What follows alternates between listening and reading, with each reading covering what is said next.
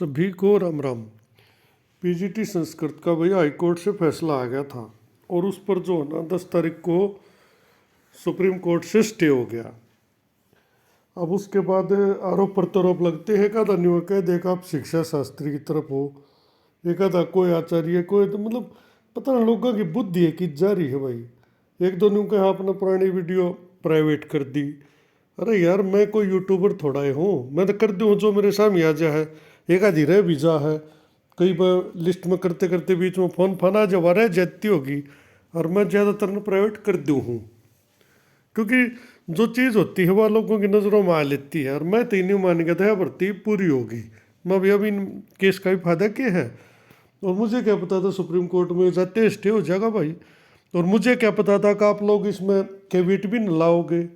जो selected candidate हैं जो जीते हैं, क्या उनका ये हक नहीं बनता था कि भाई वो इसमें कैविट लगाएं, उड़ जाकर बहस करें। ये भी न्यू कहें कि वो फैसला हमारे बनाए दे दिया। भाई जब तुम ना जाओगे सुप्रीम कोर्ट में तो हिसाब होगा कि जब तरली पार्टी कैविट नहीं लाओगी तो वे क्यों सुनेंगे तुमने। उन अपना स्टे देकर ही सुन लेंगे तुमने।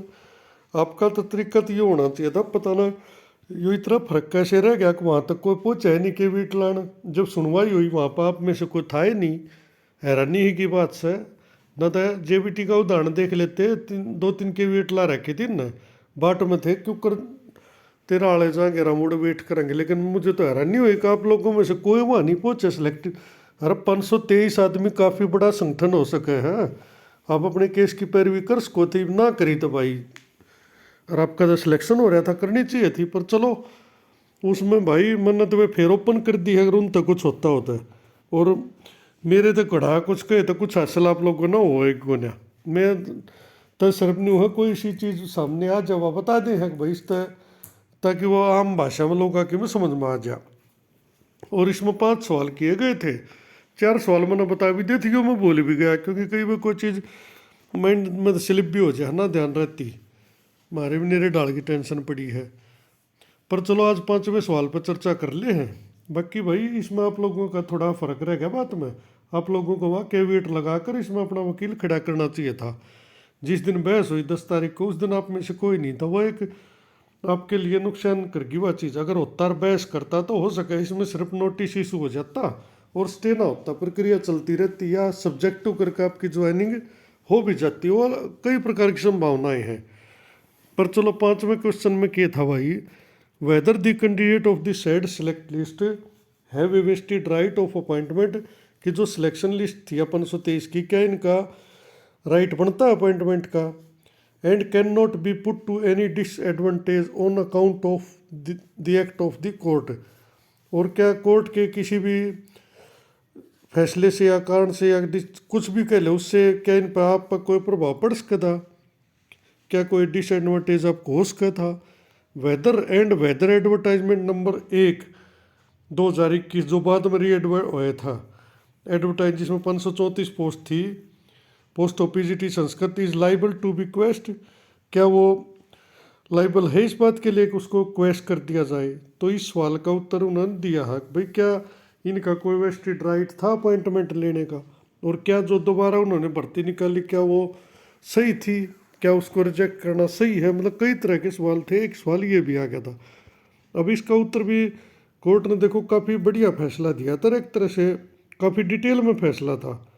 अब ये सटे का तो देखो कोर्ट का तो अलग मैटर, वहाँ पर जाकर वो जिस प्रकार से उनके सामने बात रखी गई होगी। तब कोर्ट में क्या होता है, अन्याय हो ना हो चाहे ना भी हो, लेकिन अन्याय किसी के साथ ना हो, तो वहाँ जाकर तो उनको भी ऐसे लगता है भाई कदे कुछ अन्याय हो गया हो इनके साथ, तो बात सुन लेते हैं भाई। हाँ वहाँ पर जाकर आप बहस करते अपनी बात रखते तो हो सका है आपकी बात भी सुनी जाती। अब इसमें our finding on question number 5, it is settled principle that normally there is no right of appointment. ये एक सामान्य स्थापित सिद्धांत है सामान्यतः कि अपॉइंटमेंट के लिए कोई राइट नहीं होता किसी भी कैंडिडेट का। There is no right of appointment and selected candidate have no right to seek writ in the nature of mandamus directing their appointments. और जो सिलेक्टेड कैंडिडेट है उनके पास कोई अधिकार नहीं है कि वो एक ऐसी रिट पिटीशन कोर्ट में लेकर जावा जिसमें कि ये आदेश देने की गुजारिश की जाए कि भाई अपॉइंटमेंट के लिए ऑर्डर जारी किए जाए। ये जज कह रहा है, कोर्ट कह रही है कि भाई सामान्यतः कोई अधिकार नहीं होता। अब आगे क्या कहते हैं, appointment subject to the action of the state being examined on account of arbitrariness in view of the principle laid down in. तो यहाँ पर उन्होंने उदाहरण दिया है शंकरासन 10 के, ये काफ़ी केसा के उदाहरण दिए हैं इन्होंने वैसे तो, भाई उसमें के है उसमें के है। In the present case as notice the respondent commission had already sent a list of 523 candidate. वो कहते हैं भाई जो प्रेजेंट केस है इसमें रेस्पोंडेंट कमीशन ने यानी HSSC ने पहले ही 523 सिलेक्टेड कैंडिडेट की लिस्ट भेज दी थी DSC को, डायरेक्टर शिक्षा निदेशालय को, against the 626 post finding them eligible, और उनको एलिजिबल मान के भेज दी थी। And the selection process was complete to that extent, और उस तरीके में जो सिलेक्शन प्रोसेस है वो पूरा हो गया था। And therefore the candidate had a vested right to claim that they should be given appointment.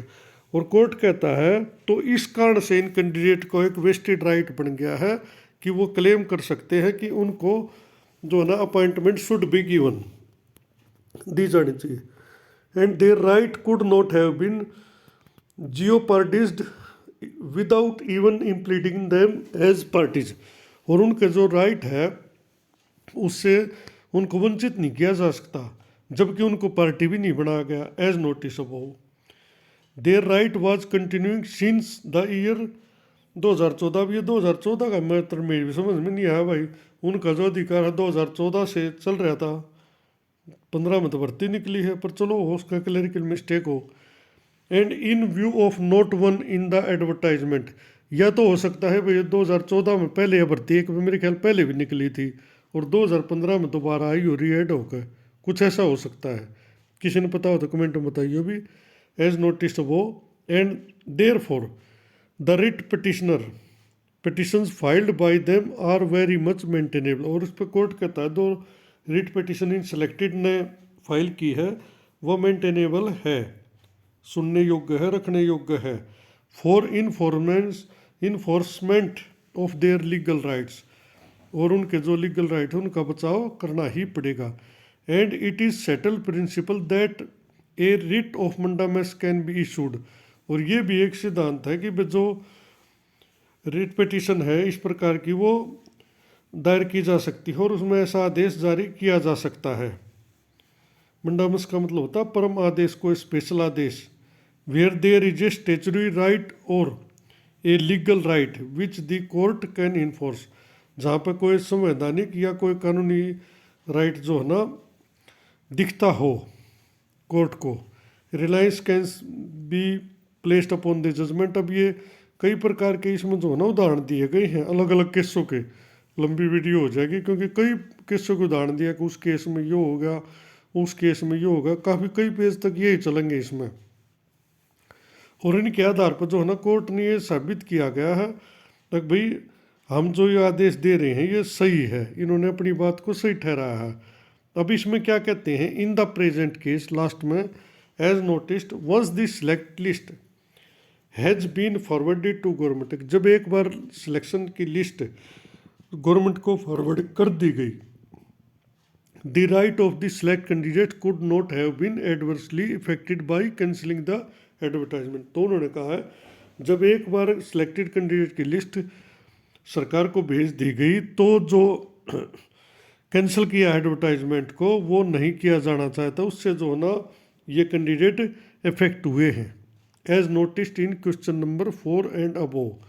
There for the candidate had a vested right, तो उसके बाद कोर्ट ने कहा इसलिए इन कैंडिडेट का जो है ना वेस्टेड एक राइट अधिकार बनता है सीधा सीधा as such to press for the relief of appointment, और अपॉइंटमेंट में राहत पाने के लिए ये कोर्ट में आ सकते हैं, अपनी एप्लीकेशन प्रेस कर सकते हैं, कोई भी कार्रवाई अपने लिए कर सकते हैं, कोई रिट पिटिशन डाल सकते हैं।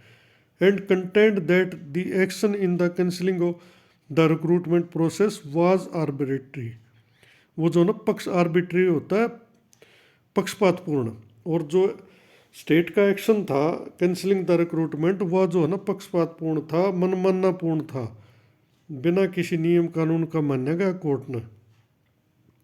In the absence of the state choosing to file any appeal, और स्टेट ने कोई अपील फाइल नहीं की। सिंगल जो कोर्ट का ऑर्डर आया था चाहिए थी यो तक भी उसके खिलाफ डबल बेंच में अपील करते, लेकिन स्टेट ने जो है ना अपील करने के बजाय रिक्रूटमेंट ही कैंसिल कर दी, वो गलत हुआ, ये कोर्ट ने कहा है।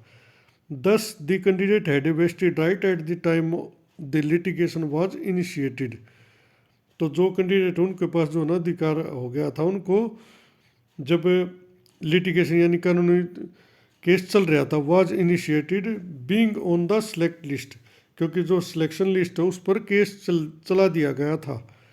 When the names had been forwarded by the commission, जबकि जो नेम है उनके जो है ना कमीशन ने फॉरवर्ड कर दिए थे सरकार को। And now the state can not take the stand that the post are surplus, और अब कोर्ट ने कहा कि अब स्टेट जो है ना ये स्टैंड नहीं ले सकता कि पोस्ट जो है ना वो सरप्लस है, क्योंकि स्टेट ने आखिर में ये कह दिया था कि हमारे पास तो पोस्ट पहले ही सरप्लस है, हम इस भर्ती को नहीं करवा सकते, पोस्ट ही नहीं है हमारे पास, इसलिए हम इसको कैंसिल कर रहे हैं। अब क्या कहते हैं कि even otherwise only 523 person have made the cut against the 626 post advertise. अगर स्टेट ये कह रहे हैं हमारे पास सरप्लस है, जबकि 626 पोस्ट की जगह 523 कैंडिडेट ही सिलेक्ट हुए थे, यानी उनमें से भी लगभग 100 पोस्ट खाली रह गई थी, 97 लगा लो। परिणाम स्वरूप it is held that the writ petition are maintainable, और इसके बाद कोर्ट ने कहा कि जो रिट पिटिशन है वो मेंटेनेबल है, यानी कि वो योग्य है इसके कि हम उनको सुने और हम उनको एक्सेप्ट करें, एडमिट करें on behalf of the selected candidate, जो कि सिलेक्टेड कैंडिडेट ने डाल लिया। Accordingly the present bunch of cases are disposed of with the following direction, और अकॉर्डिंगली इसके अनुसार द सारे जितने भी केसेस थे डिस्पोज ऑफ किया जाता है, और ये जो है डायरेक्शन दी थी। अब वो मैंने पहले बताया था LPA number 1928 and 1963 of 2019, LPA number 3 and 84 of 2020 ये आर अलाउड हो गई थी। And the judgement of learned single जज dated 6/11/19 and as modified on 18/11/19 is set aside, उसको जो ना रद्द कर दिया था, सेट असाइड कर दिया था सिंगल जज के डिसीजन को। And the 56 writ petitions in those case are dismissed, और उस केस में जितनी भी 56 रिट पिटिशन था वो सारी जो है ना डिसमिस कर दी गई थी। तो ये फैसला मैंने पहले ही बता दिया। बाकी भाई कुल मिला के संध्या वालिया जी और हरप्रीत कौर जीवन का फैसला था यो, लेकिन इसका जो है ना बचाव वहाँ पे आप लोग नहीं कर पाए। कम से कम देखो पोलाइटली कह रहा हूँ मैं, चलो गलत हो गया भाई, स्टे नहीं होना चाहिए था, क्योंकि स्टे में किसी का फायदा नहीं है, ना तो आचार्य का फायदा है, ना शिक्षा शास्त्री का, ना MA वाला का, किसी का फायदा नहीं स्टे में। स्टे में तो लंबा खींची जगह मिलेगा कि उसकी बजाय तो ये होता ना कि इस पर सीधी बहस हो जाती, 2 या 3 तारीख जल्दी जल्दी लग जाती, भाई जिसके भी हक में जाना होता चला जाता, कम से कम भर्ती पूरी हो जाती। अब ये सटे में तो भाई सबका नुकसान है। बाकी मेरे ख्याल में मेरी बात क्लियर होगी मेरे कहने तर उसके कितने तो कोर्ट के फैसले हैं भाई, और मैं कोई परमानेंट सा या प्रोफेशनल यूट्यूबर ना हूँ कि मैं सारी वीडियो रखूँ या ना रखूँ। और दूसरी बात मेरे पर भाई कदे JBT वाले कहें कदे वे कहें, यार ऐसा कुछ ना होता, ना किसी एक कैंडिडेट ने किसी तो मतलब होता ना मनना है। मैं तो नहीं हूँ भाई, ये साथी जुड़ रहे हैं, जुड़े थे आर्ट एंड क्राफ्ट करने पर जुड़ रहे हैं, वे भेज दें कोई अक्सर इसके ऊपर बना दो ताकि आम कैंडिडेट का समझ में आ जाए। कुछ चीज़ें अटके हैं भाई, कुछ हो सके मेरे बताए तो समझ में आ जाती है, कई बार आप लोगों के बताए तो कमेंट में मेरी समझ में आ जाए है, कई बार किसी साथी का फ़ोन आ जाए उस तो बात समझ में आ जाए है। इतनी सी बात से बस ये होता है कि यूट्यूब सिर्फ एक यो जरिया है, अगर उससे अपनी बात कही जा कर जो साथी अनजान है या जो इससे टच में नहीं है उन यूट्यूब के माध्यम से बस वो खबर पता चल जाए भाई अब यो चल रहा है, और अब हम यो करा जा सके भी आपस में एक दूसरे से सुझाव दे सके हैं, ले सके हैं, सब भाई हैं। बाकी कोर्ट काट का तो ऐसा चलता रहे भाई। धन्यवाद भाई।